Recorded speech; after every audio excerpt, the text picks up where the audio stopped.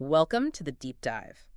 If you've ever looked closely at a modern system on chip, like the chip powering your phone or maybe the inside of some complex electronics, you see these incredibly intricate circuit boards. Yeah, the complexity is just staggering these days. It really is. We're talking, countless components, connections, maybe even lines of code, all needing to work perfectly together. But here's the thing that's always struck me. Software folks have had really sophisticated version control, like Git, for ages. Hardware, it often felt like it was lagging behind. Way behind in many cases. So today we're taking a deep dive into how version control and, particularly Git and its whole ecosystem is really starting to fundamentally change hardware development. Yeah. Why is something so standard in software suddenly this strategic imperative for hardware? Okay, let's unpack this. Our mission today really is to cut through some of the confusion. We want to show you how hardware teams are actually making Git work for them, despite the challenges. We'll look at how they're adapting it, boosting productivity, getting better quality designs, and honestly, just creating a more agile way to build physical things. Think of this as your shortcut to getting up to speed on this really critical shift. Okay, so let's start with the before picture. The traditional way hardware teams managed files. Well, it probably looks familiar to some listeners. Saving different versions in folders on a shared drive, right? Oh, yeah. With file names like Design Final or Design V2, maybe Design Review 1. I mean, I'll admit I've definitely done that myself back in the day. We've all been there. And look, it might seem kind of harmless, maybe even practical when you start out, but that whole approach, it's just, loaded with peril. Peril. That sounds dramatic, but probably accurate. It really is. You get instant version confusion. Like nobody's ever really sure they have the latest file. Collaboration turns into this minefield. People overwrite each other's work all the time. Ugh, yeah. Lost changes. Exactly. Hours, maybe days of work just gone. Because someone accidentally saved over your layout file. And there's no real history. You can't easily see who changed what or why. Trying to roll back to an older version that you know worked. Good luck finding it. It's impossible. For today's designs, these complex things teams are building, those manual methods, they just completely collapse under their own inefficiency. They literally grind projects to a halt. You've painted a pretty grim picture of the old way. But what's the sort of hidden cost there, the thing teams don't realize until it bites them? I'd say it's the opportunity cost. It's the lost innovation. Explain that. Well, when your engineers are constantly fighting with file names, hunting for the right version, terrified of accidentally deleting someone else's work, they're not thinking about the next great design feature. They're doing admin work. Exactly. They're bogged down in this administrative overhead. So moving to a proper version control system, a VCS, it isn't just about, convenience. It's truly a necessary evolution to free up that brain power for actual engineering. Okay, so the need seems clear. But if it's so obvious, why haven't all hardware teams just jumped on Git years ago? You mentioned it's not a simple copy-paste from software. Precisely. It really isn't. There are some pretty fundamental hurdles, and the biggest one, the most significant technical hurdle, we have to talk about the binary file problem. Okay, the binary beast. That's the one. See, Git was fundamentally designed for text. Source code, configuration files, things like that. It's absolutely brilliant at finding and storing tiny differences between versions, what they call diffs. Right, it just stores the changes. But hardware files, your schematics from Altium or Cadence, your PCB layouts, complex 3D CAD models, these are almost always large proprietary binary formats. They're not text. And Git just chokes on those. Pretty much. Even a tiny visual change in your schematic tool, like nudging a component just a tiny bit, can make the entire binary file look completely different to Git from the previous version. So it can't find a small diff. Nope. It has no idea what changed inside that blob. So it's forced to store a full copy of the entire, potentially huge file. Every single commit. Wow, okay, I can see how that blows up. It leads to massive repository bloat. Your project history gets enormous. And then operations like cloning the repo or fetching updates, they become painfully slow. And the storage needed just keeps growing and growing. It quickly becomes unmanageable. Okay, so binary files are hurdle number one. What else trips hardware teams up? Well, another big one is what we could call the toolchain disconnect. Toolchain disconnect. Yeah, think about the traditional electronic design automation or EDA tools. The software used to design circuits and boards. Historically, many of these were pretty monolithic systems. Right, kind of all-in-one closed environments. Exactly. They might have had their own built-in, often proprietary version control system, or maybe very limited features. They just weren't designed with external systems like Git in mind. It created these sort of walled gardens. And then there's the people side of it, the cultural divide. I can just picture some veteran hardware engineers hearing Git and thinking, that's a software thing. That's a huge piece, maybe the biggest. Hardware teams often have workflows they've used successfully for decades. They've shipped amazing products that way. So sure, if it ain't broke. Right. But adopting Git means learning a whole new language conceptually. You're talking about commits, branches, pull requests. It's a different mental model for how work progresses and gets integrated. So it needs real training. Absolutely.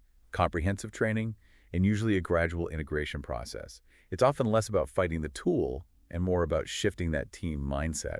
And mindset ties into the hardware life cycle itself, right? The long life cycle. Software can push updates constantly. Hardware, not so much. Exactly. You can't just deploy a new version of a silicon chip every afternoon. Hardware involves these slower, often high-cost, and sometimes irreversible releases, like a semiconductor tape-out. Yeah, tape-out is final. Very final. It's a physical artifact. It costs a fortune, and you can't just patch it easily if something's wrong. So any reasoning strategy for hardware has to prioritize stability, really meticulous release management, and absolute traceability back to that physical thing. It's a totally different rhythm than rapid software iteration. Okay, so challenges abound.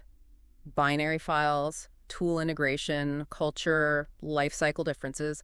But despite all that, you're saying the payoff for overcoming them is substantial. It's worth the effort. Absolutely. The return on investment is huge. It's not just about tidier file management. It fundamentally improves the business. How so? What's the business case? Okay, first, enhanced collaboration and efficiency.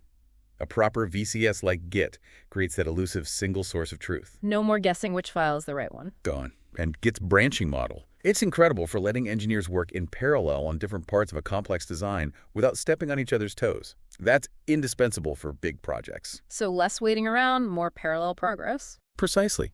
Think about it.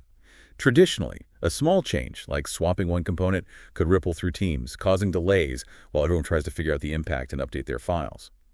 With Git, that same change is managed in a branch, reviewed, merged cleanly. It can shave weeks off design cycles. That's real velocity. That's a direct impact on time to market. What else? Second big win, improved quality and reduced risk. Because every single change is tracked, you get a complete auditable history. Who changed what, when they did it, and crucially why they did it, assuming they write good commit messages. Yes, assuming. That history is gold for debugging later. And for industries with strict regulations, medical, automotive, aerospace, it's often mandatory. Plus, the ability to easily revert back to any previous known good state, that's an incredible safety net. Imagine catching a critical bug just before sending files out for manufacturing. And being able to just roll back to the last good commit, that's huge peace of mind. Massive.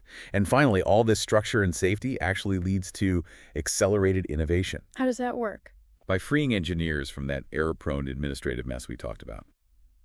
When they trust the system, when they know they can experiment safely in a branch without breaking the main design, they're more willing to try new things. They can innovate more confidently. And efficiently. They spend less mental energy managing files and more solving the hard engineering problems. This really sounds like it connects to a bigger trend. You hear terms like hardware DevOps. Is this part of that, this convergence between hardware and software ways of working? It absolutely is. The push for Git in hardware is kind of a lagging indicator of that deeper convergence. And what's fascinating is how it changes the definition of done. How so? Well, in the old way, done might just mean you saved your file and maybe emailed someone. Right. File saved. Job done. In a Git workflow, done means something much more rigorous. Your change is committed with a clear explanation. It's pushed to a shared repository. It probably goes through a formal peer review using a pull request, maybe automated checks run against it.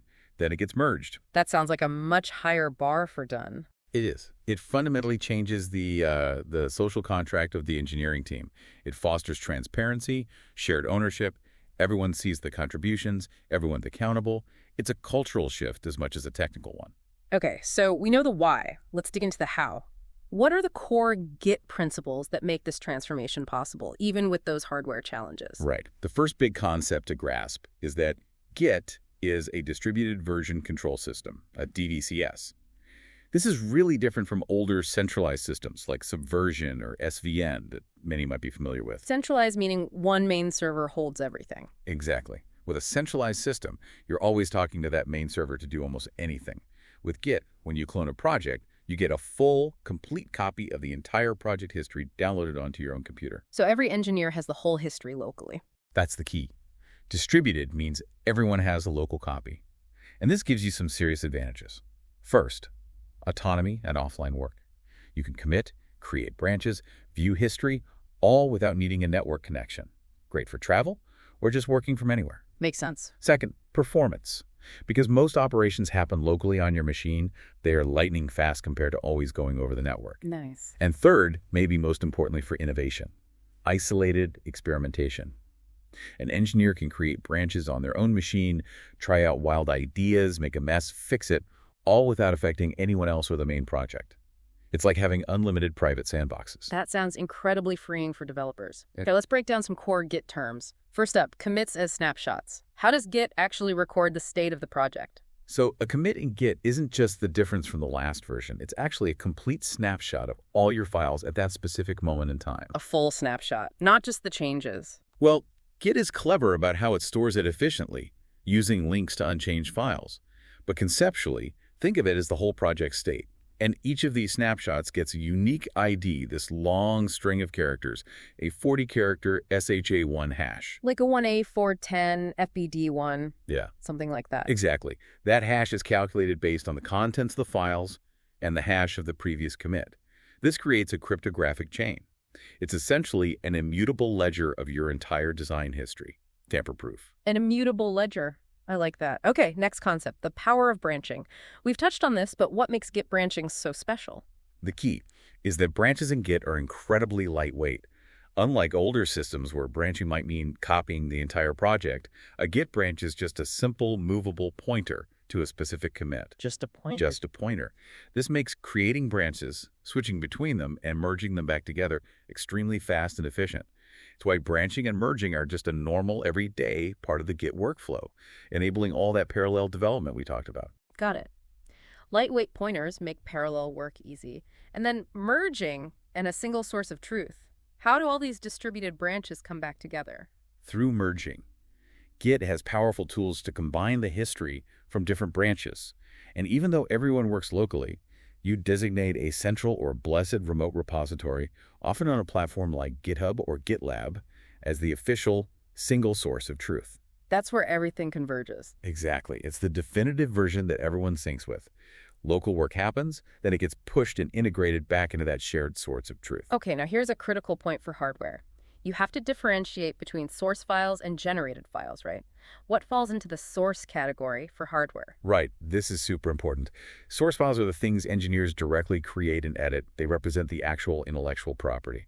So that's your schematic files, versdoc.jsesh, your PCB layout files, PCBdoc.brd, your hardware description language code, VHDL.VHD, or Verilov for FPGAs and ASICs, any constraint files, and definitely your firmware source code, .jujitsu, etc. These must be tracked in Git. Absolutely. These are the crown jewels. Okay, so what about the generated files? Things the tools spit out, like Gerbers for manufacturing or bill of materials lists? Software developers almost never commit compiled binaries. Is it different for hardware? This is where hardware practice really diverges from the software dogma. Generated files are outputs from your EDA tools. Gerbers, BMs, netlists, FPGA bitstreams, pick-and-place files. Tons of stuff. Stuff you send to the factory. Exactly. Now, while you wouldn't commit intermediate build files, there's a very strong argument in hardware for tracking key generated output files. Think about it. If you commit the specific set of Gerber files that were used to manufacture a batch of 1,000 PCBs, you have perfect traceability back to that physical batch. Precisely. Absolute traceability. You can link that Git commit directly to those physical boards out in the world. That's incredibly valuable, especially if there's ever a problem later. So the best practice isn't never commit binaries, but more of a hybrid approach. That's the consensus, yeah. A hybrid strategy works best.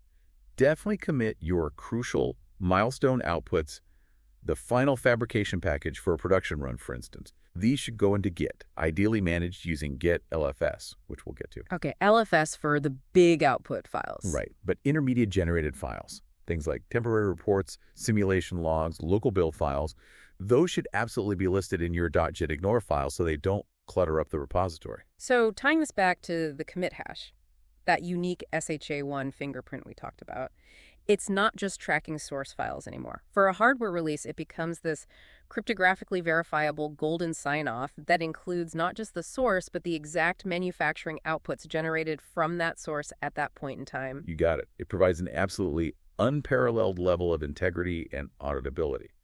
That commit hash represents the entire state needed to reproduce that physical hardware release. That sounds like a massive risk reduction, especially for those high-stakes industries, automotive, medical, aerospace. Huge. Imagine a medical device fails in the field 5 years after release. If you have that commit hash, you can check out the exact state of the design source files, scripts, maybe even the specific EDA tool versions used, and the generated outputs, and know with 100% certainty what went into that device. Failure analysis becomes faster, more accurate. Saves time, saves money, potentially saves lives. It really can. And it also makes collaborating with external partners like contract manufacturers or design houses much more secure and manageable. You give them a specific clone, they do their work, submit changes back via pull request for formal review. It's structured and traceable. Okay, let's tackle that binary beast head on now. We know Git struggles with large binary files like altium.pcbdoc or cadence.brd files. Repository bloat, slow clones.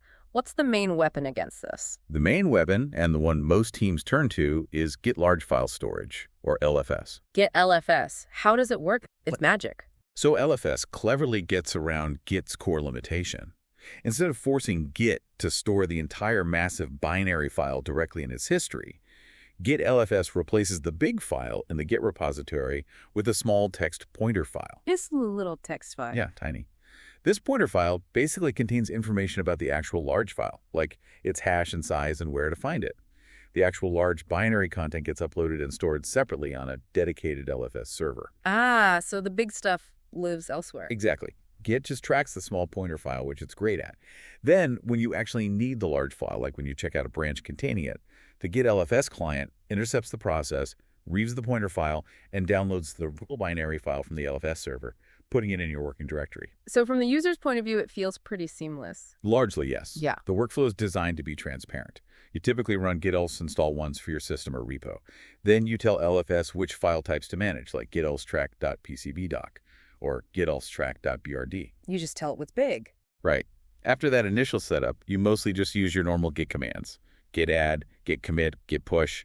LFS works behind the scenes to handle the large file uploads and downloads. That sounds pretty slick. It keeps the core Git repo small and fast, but you still get versioning for your big binaries. What are the downsides? What are the trade-offs with Git LFS? Yeah, nothing's perfect, right? Let's look at the pros, cons, and limitations. Okay. Pros first. The big pros are definitely finny. It maintains a small, fast repository for core Git operations like branching and logging. It offers a mostly transparent workflow for engineers already comfortable with Git. And it usually has integrated permissions with the hosting platform like GitHub or GitLab, controlling who can access the LFS files. So it fits nicely into the existing Git world. What about the cons? Okay, cons. First, there's setup and maintenance overhead. Every single person working on the repo needs to have Git LFS installed correctly. If someone forgets, they might accidentally commit a huge binary directly to Git, causing problems. Right, everyone needs it. Then there's the dependency on an LFS server. That LFS server is another piece of infrastructure you need to manage or pay for if using a hosted service. It's another potential point of failure. If the LFS server is down, you might not be able to check out versions with large files. Okay, extra dependency. Also, critically, it's not designed for non-technical users. Think graphic designers working on product labels or maybe some mechanical engineers using CAD tools that don't have good Git integration. LFS relies on the Git command line or integrated GUI clients. So if your tool doesn't talk Git well, LFS doesn't help much. Exactly. And finally, troubleshooting LFS issues may be conflicts or problems connecting to the server can add complexity, especially for users who aren't Git experts. Okay, so LFS is a great bridge, but has its limits. What if a team has like extremely large files, terabytes maybe, or needs features like enforced file locking because merging binary CAD files is impossible? Are there alternatives? Yes. For teams pushing the boundaries, especially in industries like game development or semiconductor design with massive datasets, Perforce Helix Core is a very prominent commercial alternative. Perforce, how does it differ from Git plus LFS? Its key differentiators are pretty significant. First, it offers native binary file handling. Managing large binaries is core to Perforce, not an add-on like LFS. Second, it has robust file locking. This is a big one. It can prevent multiple users from editing the same binary file simultaneously, avoiding painful merge conflicts that are often impossible to resolve automatically with binaries. Locking. Git doesn't really do that well. Not natively, no. Yeah. LFS has some basic locking, but Perforce is more ingrained. Third, Perforce is known for its scalability and performance, designed to handle terabyte-sized repositories, thousands of users, and often uses proxy servers to support globally distributed teams effectively. Sounds powerful. What's the catch? The main trade-off is that Perforce is a more complex and costly enterprise system. It requires its own server infrastructure, commercial licenses, and it's a centralized system, not distributed like Git. So comparing them, Git LFS is distributed, leverages the Git ecosystem, pointer-based, good for mixed software hardware, scales reasonably well with cost often tied to usage. Perforce is centralized, native binary handling, strong locking, enterprise cost, often better integrated into specific heavy-duty design tools, excels at massive scale. That's a really good summary. The choice between them is genuinely strategic. It depends heavily on your team size, the types and sizes of your files, your budget, your need for locking, and your existing workflows and tool integrations. There's no single right answer. Okay, makes sense. So let's say you've chosen your tool, probably Git with LFS for many hardware teams. How do you actually structure your project within Git? One giant repo for everything, or lots of small ones? The eternal monorepo versus multi-repo debate. Yeah. It's just as relevant in hardware as it is in software. Let's break them down. Monorepo first. A monorepo is where you put everything for a product into a single Git repository. The PCB design files, the FPGA code, the firmware for the microcontroller, maybe even the mechanical enclosure CAD files, documentation, everything. All in one basket. What are the pros of that? The biggest pro is simplified dependency management.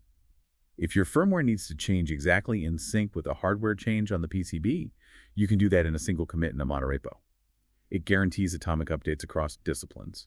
It also makes it easier to refactor code or share common IP like library components across different parts of the project. Okay, atomic changes are nice. What are the downsides? The cons are that the repo can get very large and potentially slow, even with LFS if you have tons of history or huge assets. Managing access control can be a bit coarser. It's sometimes harder to give someone access to only the firmware but not the hardware files, for example. And continuous integration or build process, it can become more complex because a change anywhere might trigger builds everywhere if you're not careful. Right. So what about the alternative? Multi-repo. Multi-repo is the opposite. You break the project down into logical, independent repositories. Maybe main-pcb.git, powersupply-pcb.git, control-firmware.git, fpga-core.git. Separate repos for separate parts. Pros. The pros are smaller, faster repositories. Each one is focused. You get clear ownership boundaries, and it's easier to manage permissions on a per-repo basis. Builds can be simpler because they're scoped to just that repo. Sounds cleaner in some ways. Cons. The big con is complex dependency management. If your firmware depends on a specific version of the FPGA design, and the FPGA depends on a common library repo, managing those links becomes tricky. You often need extra tooling like Git submodules or Git subtrees, which add their own layer of complexity, making those atomic changes across repos much harder. So for a complex product where, say, the PCB and the firmware are really tightly linked, maybe a monorepo is often the better starting point. For many complex hardware products, especially teams newer to Git, yes, the monorepo is often the superior choice. That tight coupling between hardware, firmware, maybe even FPGA logic makes the atomic commit capability really valuable. It lets you create a single Git tag like v1.2.3 that definitively points to the complete verifiable state of the entire physical product for that specific release. One tag, one product version. That's compelling. Okay, if you go with a monorepo, how do you keep it organized? Just dump everything in? No, definitely not. A clear, consistent folder structure is absolutely critical for sanity in a monorepo. What does a good structure look like? A common, sensible approach is something like this. Have top-level folders, like docs for datasheets, specifications, requirements. Then hardware, maybe with subfolders inside like PCB, which could contain project folders like mainboard, daughter card, and maybe common libraries, and FPGA. Then firmware may be split by microcontroller, main cove, sensor encapsulator, software for any host PC tools or applications, a dedicated manufacturing folder for those released outputs we talked about, Gerbers, BOMs, assembly drawings, and maybe scripts for any automation or utility scripts. So clear top-level categories. Exactly. And critically, at the root directory of the repository, you need your essential Git configuration files. Yeah. read.me.md, explaining the project, .gitignore, and .git attributes. Ah, yes, .gitignore and .git attributes. You mentioned these earlier. They sound like they're not just config files, but powerful tools for enforcing workflow policy. Tell us more. They absolutely are. Think of them as automated rule keepers for your repository. The .gitignore file tells Git which files or file patterns it should intentionally ignore. Why ignore files? You want to ignore things generated by your EDA tools that aren't part of the source design log files. Temporary backup files, tool history files, compiled outputs you don't want to track, and maybe local user settings files. Keeping this junk out is crucial for keeping the repository clean, small, and focused on the actual design IP. Makes sense. Keep the noise out. What about .gist attributes? .git attributes lets you specify attributes for different file paths or types. Its most critical use in hardware is configuring Git LFS. You'd have lines like .cpd filter elfdos dishelfs merge yelf stack text to tell Git that LT and PCB files should be handled by LFS, maybe disable text diffs for them, etc. You might also use it for things like defining line endings or, again, specifying which manufacturing outputs like .gbr Gerber files should be handled by LFS. So these files aren't just suggestions. They're like enforceable policies for the whole team. Exactly. They become enforceable policy documents. Yeah. Once they're committed to the repo, Git automatically uses them to manage what gets tracked, what gets ignored, and how files are handled, like LFS. Engineers don't need to remember all the rules. The configuration enforces consistency. Very cool. Okay, we have the tools, the structure. Now, how do we manage the flow of work? Especially given hardware's longer cycles, branching strategies become key here, right? Absolutely. Yeah. How you use branches dictates your workflow. There are several common models people talk about. Like what? Well, there's Git flow, which is quite structured. It uses two main long-lived branches, usually main or master, and develop, along with temporary branches for features, releases, and hotfixes. Then there's GitHub flow, which is much simpler, just one main branch, and short-lived feature branches that get merged directly back into it. And trunk-based development, TBD, where everyone integrates very frequently into a single main branch, often relying on things like feature flags to manage unfinished work. Okay, 3 different approaches. You mentioned earlier that Git flow seems particularly well-suited for hardware. Why is that? Git flow aligns remarkably well with the realities of hardware development, mainly because it's built around the concept of distinct releases. How does that tailored Git flow look for a hardware project? Okay, so you have your develop branch. That's where all the day-to-day integration happens for the next major version of your hardware. It's the bleeding edge. Where new features land first. Right. Now, when you decide you're getting ready for a specific hardware milestone, say, sending out boards for a RevB prototype, you create a release branch off develop, maybe called release RevB prototype. A dedicated branch for the release prep. Exactly. This release branch is now frozen from new features. Its purpose is stabilization, final testing, bug fixing, and generating that final manufacturing package. And here's the key benefit. While that stabilization is happening on the release branch, the develop branch can immediately begin accepting new features for the next iteration, say RevC. So development doesn't stop while you stabilize the release. Precisely. It allows parallel work streams, which is crucial given hardware's longer cycles. Once the release branch is fully tested and ready, it gets merged into the main branch. And main is the ultimate source of truth. Main is the golden source. Should only be updated by merging fully vetted release branches or hotfixes. Every single commit on main represents a definitive official version of the hardware, and you typically tag these commits with clear version numbers, like V111 Winnow production or RevB prototype. So for something like a chip design, the final tape-out sending the design to the foundry would correspond to a specific tagged commit on the main branch. Absolutely. That git commit hash linked to that tag on main becomes the definitive, immutable record of exactly what went into that physical silicon. It's the ultimate sign-off. Our hardware throws some unique curveballs, too, like supply chain issues or needing fixes on products already in the field. How does branching handle that? Gitflow has specific branch types for these scenarios, too. For supply chain problems like that op-amp you designed with is suddenly unavailable, you can use deviation branches. Yes, say you need to use an alternative op-amp just for one production run because of shortages. You could branch off the relevant release or main commit, create deviation rev out op amp, make the minimal changes needed for that alternate part, generate manufacturing data from that branch. This lets you build boards with the substitute part without polluting the primary design branches with temporary changes. It keeps the main design history clean. Clever. Okay, what about fixing bugs found in products already shipped? For critical flaws found in production hardware, which corresponds to your main branch, you use hotfix branches. You branch directly off the tag commit on main, maybe create hotfix rev DHB jumper fix if you need to add a physical wire jumper. This branch would contain updated schematics, layout files if needed, maybe new assembly instructions documented the rework. Once verified, the hotfix branch gets merged back into both main to update the official record of the release version and develop to ensure the fix is included in future development. So GitFlow seems to have a place for everything: development, releases, temporary deviations, urgent fixes. Comparing it again to GitHub Flow or chunk-based development, it feels like GitFlow's structure is just a much better map for navigating the distinct stages and longer timelines of hardware. I think that's fair to say. While simpler flows work great for web services, GitFlow's explicit handling of release stabilization and hotfixes maps really naturally onto the physical product lifecycle.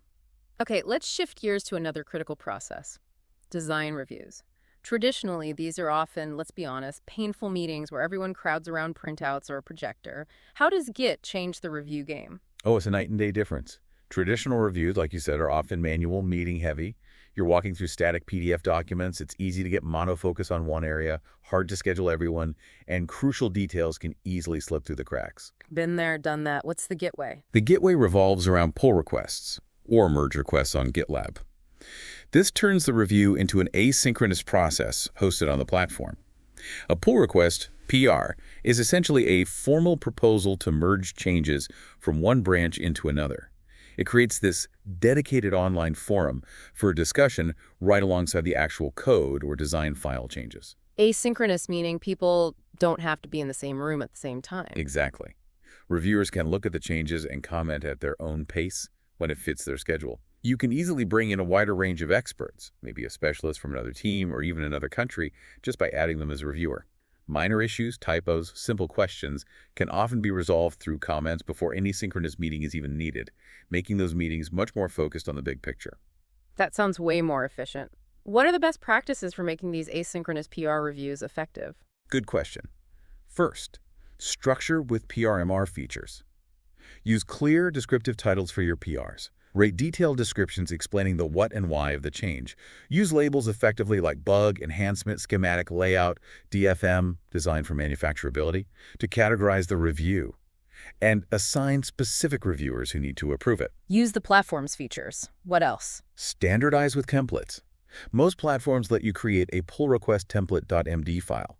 This pre-populates the PR description with sections you want engineers to fill out, maybe linking to requirements, but crucially, you can embed checklists. Checklists for making sure things aren't missed. Yes. Checklists for key verification steps.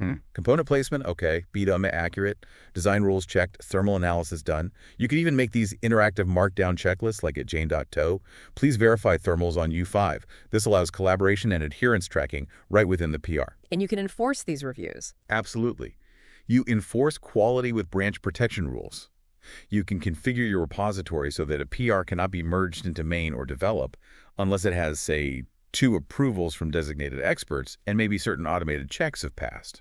This makes the review a truly mandatory quality gate, not just a suggestion. Okay, the process sounds great, but the elephant in the room for hardware reviews, how do you actually see the changes? We know Git's TextDiff is useless for graphical ECAD files like schematics or PCB layouts. So you've nailed the absolute core challenge.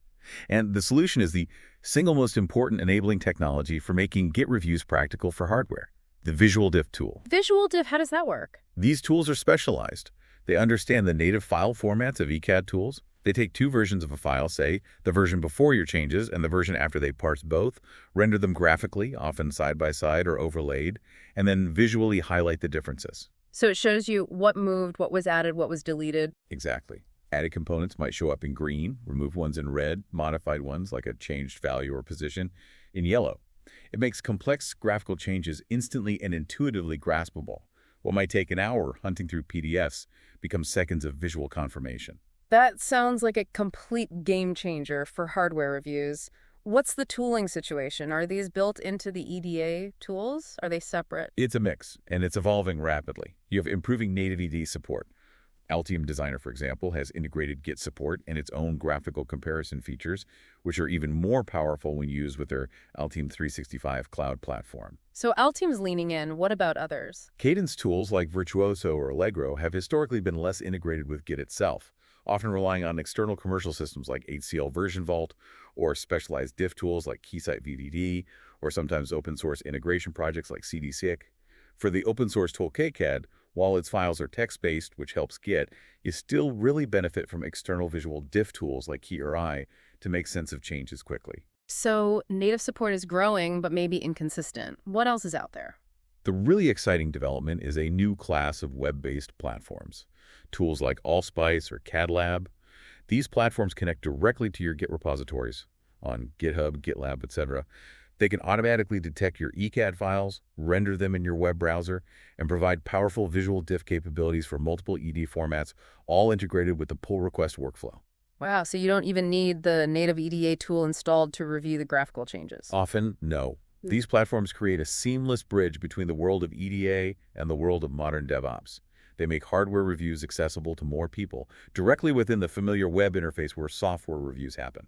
It's a huge step forward. That's incredible. And tying this back to those checklists in the pull request template, having visual diff makes verifying checklist items so much easier.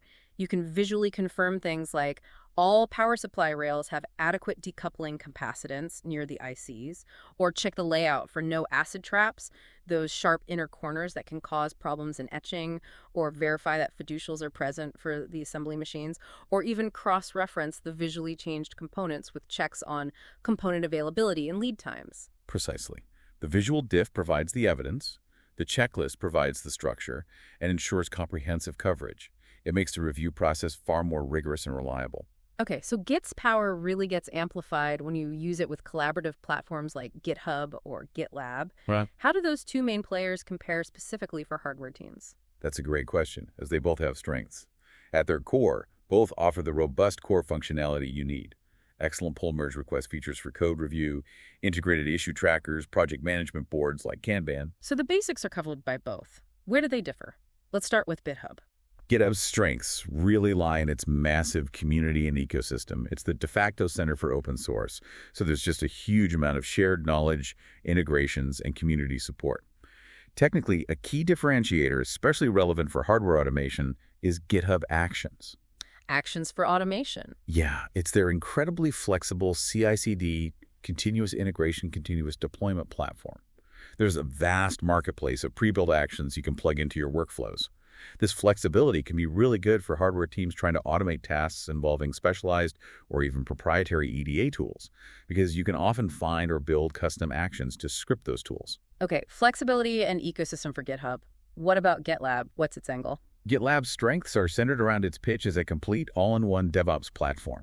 Where GitHub often relies on marketplace integrations, GitLab tends to have more features built in from the start. Like what? Tighter integration of CI/CD, security scanning, SAST, BAST, DAST, container registries, and arguably more prescriptive and powerful built-in project management features like epics, roadmaps, value stream analytics, and time tracking. It also has a very robust and popular self-hosted option for organizations that need that. So GitLab is more integrated, maybe more opinionated out of the box. How does a hardware team choose? It often comes down to philosophy and specific needs. GitLab's integrated approach can streamline processes if its built-in tools cover your needs well.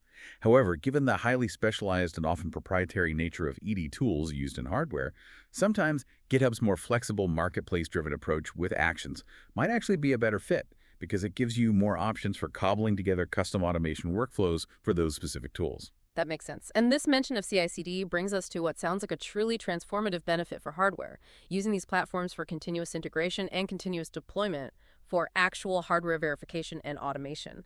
That sounds almost like science fiction for physical product development. It might sound futuristic, but it's happening now and it's incredibly powerful.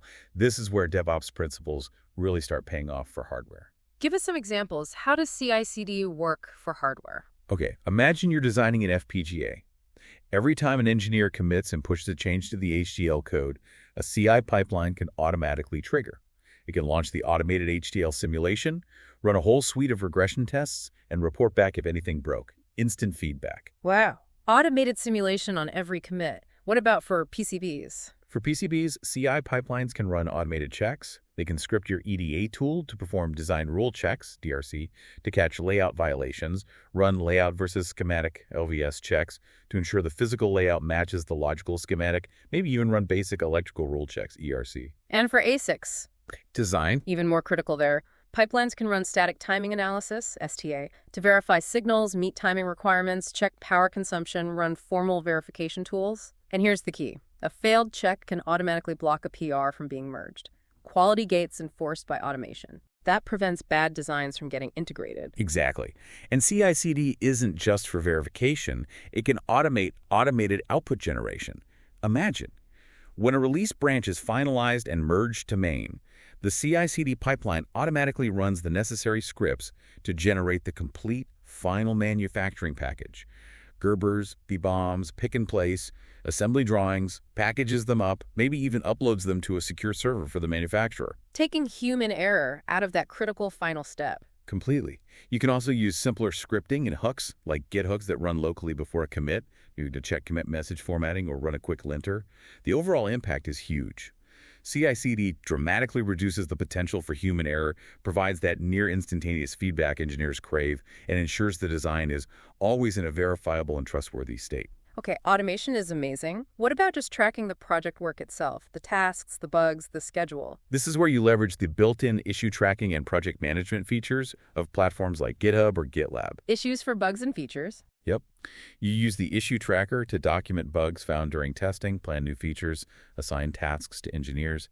And critically, these issues can be directly linked to the commits and pull requests that address them. Ah, so you can see the code change that fixed a specific bug report. Exactly. It creates this powerful bidirectional link, providing complete traceability from requirement or bug report all the way to the implementation and verification. It's fantastic for project history and audits. And what about higher level planning? That's where project boards and milestones come in. You can set up Kanban-style boards to visualize your workflow columns like to do, in progress, in review, done. You can group related issues into milestones representing larger goals like RevB prototype build or tape out deadline. It brings the project planning and status tracking right into the same environment where the engineers are already doing their technical work. It unites everything. It really does. It breaks down the silos between project management and engineering execution. So looking back at that GitHub versus GitLab comparison for these platform features, CI/CD, LFS support, project management, self-hosting integrations, it seems GitHub leans on its Actions Marketplace for CI/CD flexibility, while GitLab has more integrated CI/CD and generally stronger, more built-in project management tools. Both support LFS, both have great integrations, but different strengths in how they package it all. That's a fair assessment. Again, the choice depends on what aspects your team prioritizes, the vast ecosystem and flexibility, or they tightly integrated all in one experience.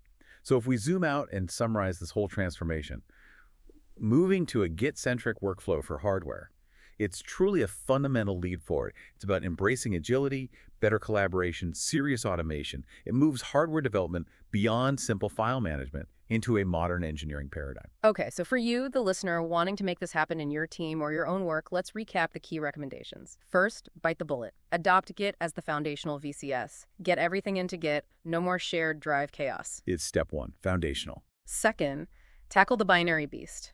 Implement Git LFS for binary files.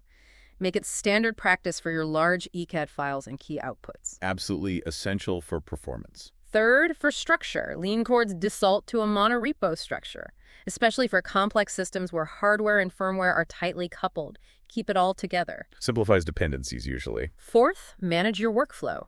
Tailor a Git flow branching model to fit the hardware lifecycle. Use those release and hotfix branches effectively. Match the process to the product. Fifth, revolutionize reviews. Mandate asynchronous design reviews via pull requests. Use templates, checklists, and enforce them with branch protection. Huge quality and efficiency win. Sixth, you got to see the changes. Invest in visual diff tooling. Whether native or third-party, it's non-negotiable for graphical files. Gets reviews practical. And finally, automate away the pain. Integrate CI/CD for automation. Automate checks, simulations, output generation. Let the machines do the repetitive work. Free up your engineers to engineer. And maybe the most critical piece, tying all this together. Remember the cultural shift. This isn't just installing new software, it's changing how people work together. Right. People and process. Which means training is non-negotiable. Don't just throw Git at your team. Invest the time to teach them properly, not just the commands, but the why behind the workflow. Good point. Also, start with a pilot project.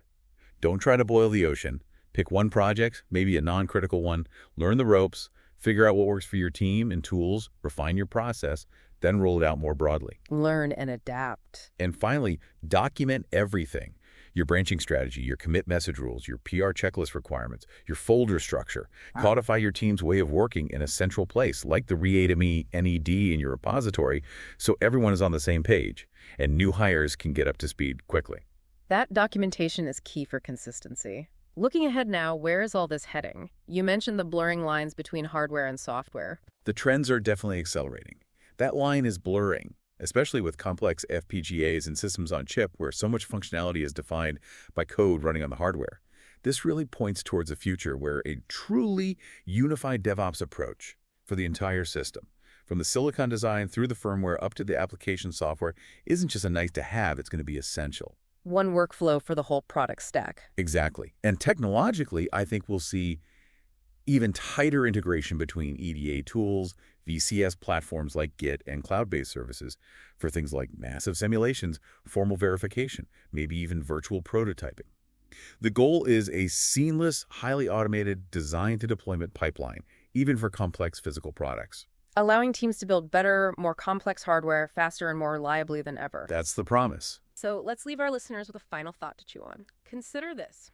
If your physical hardware products complete design history, every source file, every configuration setting, every generated output, every decision documented in commit messages, every review approval, if all of that isn't immediately auditable and perfectly reproducible, right down to the manufacturing files, all traceable back to a single, unalterable digital fingerprint in Git, how truly done is your engineering process?